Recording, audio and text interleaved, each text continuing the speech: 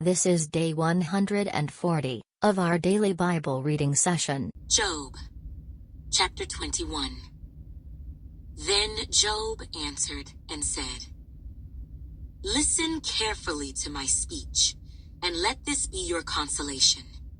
Bear with me that I may speak, and after I have spoken, keep mocking. As for me, is my complaint against man? And if it were, why should I not be impatient? Look at me and be astonished. Put your hand over your mouth. Even when I remember, I am terrified, and trembling takes hold of my flesh. Why do the wicked live and become old? Yes, become mighty in power. Their descendants are established with them in their sight, and their offspring before their eyes. Their houses are safe from fear, neither is the rod of God upon them.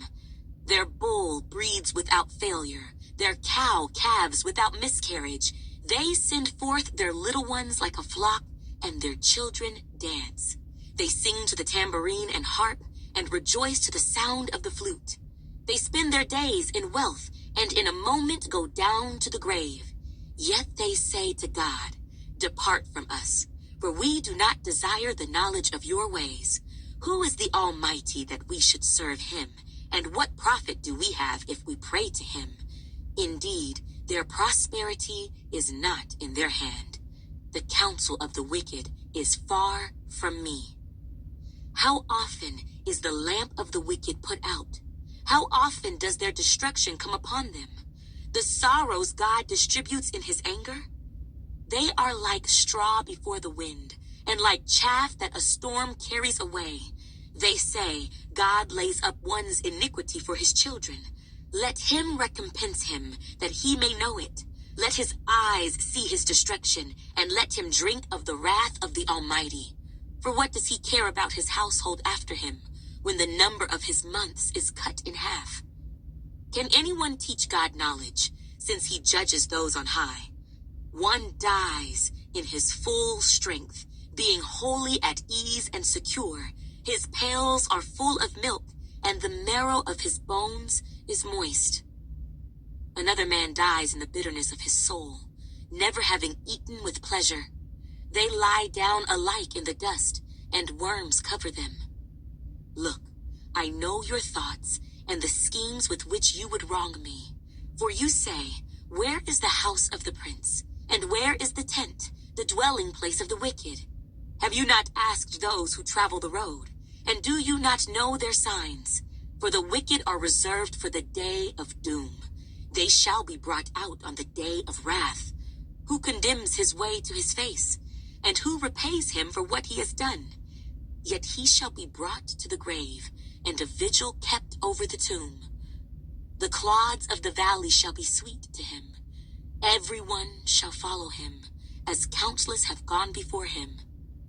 How then can you comfort me with empty words, since falsehood remains in your answers?" Job, chapter 22. Then Eliphaz the Temanite answered and said, "Can a man be profitable to God, though he who is wise may be profitable to himself? Is it any pleasure to the Almighty that you are righteous? Or is it gain to him that you make your ways blameless? Is it because of your fear of him that he corrects you and enters into judgment with you? Is not your wickedness great and your iniquity without end? For you have taken pledges from your brother for no reason, and stripped the naked of their clothing. You have not given the weary water to drink, and you have withheld bread from the hungry. But the mighty man possessed the land, and the honorable man dwelt in it. You have sent widows away empty, and the strength of the fatherless was crushed. Therefore snares are all around you, and sudden fear troubles you, or darkness so that you cannot see, and an abundance of water covers you. Is not God in the height of heaven, and see the highest stars, how lofty they are? And you say, 'What does God know?' Can he judge through the deep darkness? Thick clouds cover him, so that he cannot see, and he walks above the circle of heaven. Will you keep to the old way which wicked men have trod? who were cut down before their time, whose foundations were swept away by a flood? They said to God, "Depart from us. What can the Almighty do to them?" Yet he filled their houses with good things, but the counsel of the wicked is far from me. The righteous see it and are glad, and the innocent laugh at them. Surely our adversaries are cut down, and the fire consumes their remnant. Now acquaint yourself with him, and be at peace. Thereby good will come to you. Receive, please, instruction from his mouth, and lay up his words in your heart. If you return to the Almighty, you will be built up. You will remove iniquity far from your tents. Then you will lay your gold in the dust, and the gold of Ophir among the stones of the brooks. Yes, the Almighty will be your gold and your precious silver. For then you will have your delight in the Almighty, and lift up your face to God. You will make your prayer to him. He will hear you, and you will pay your vows. You will also declare a thing, and it will be established for you.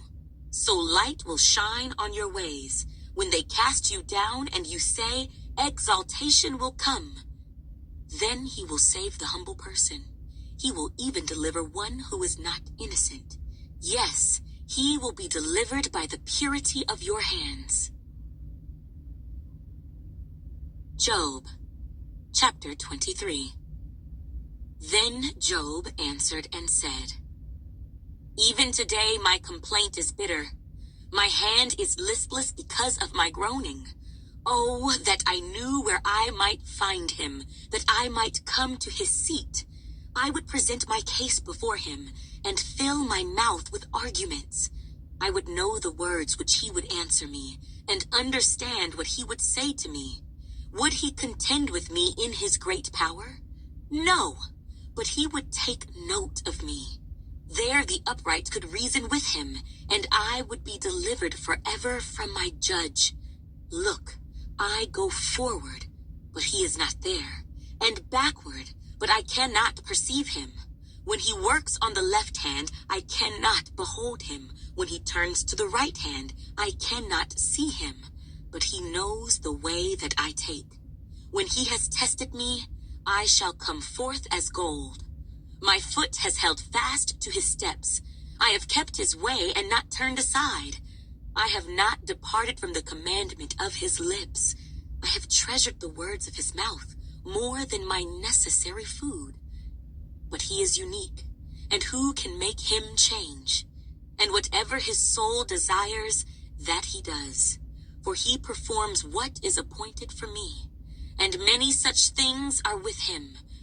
Therefore, I am terrified at his presence. When I consider this, I am afraid of him.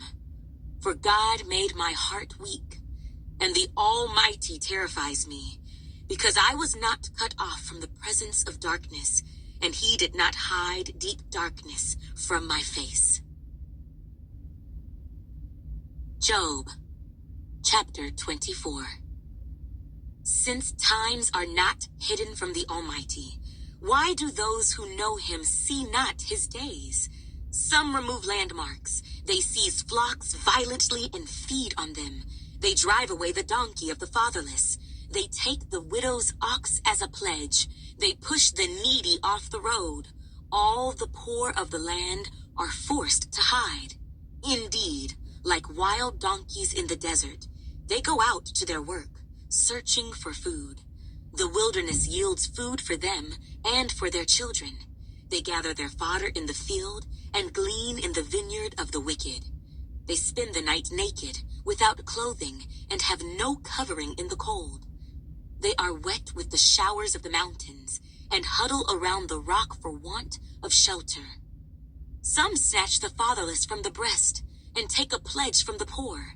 They cause the poor to go naked, without clothing, and they take away the sheaves from the hungry.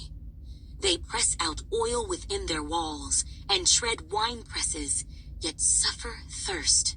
The dying groan in the city, and the souls of the wounded cry out, yet God does not charge them with wrong. There are those who rebel against the light. They do not know its ways, nor abide in its paths. The murderer rises with the light. He kills the poor and needy, and in the night he is like a thief. The eye of the adulterer waits for the twilight, saying, "No eye will see me," and he disguises his face. In the dark, they break into houses which they marked for themselves in the daytime. They do not know the light, for the morning is the same to them as the shadow of death. If someone recognizes them, they are in the terrors of the shadow of death. They should be swift on the face of the waters. Their portion should be cursed in the earth, so that no one would turn into the way of their vineyards. As drought and heat consume the snow waters, so the grave consumes those who have sinned. The womb should forget him. The worm should feed sweetly on him. He should be remembered no more, and wickedness should be broken like a tree. For he preys on the barren who do not bear, and does no good for the widow. But God draws the mighty away with his power. He rises up, but no man is sure of life. He gives them security, and they rely on it. Yet his eyes are on their ways. They are exalted for a little while. Then they are gone. They are brought low.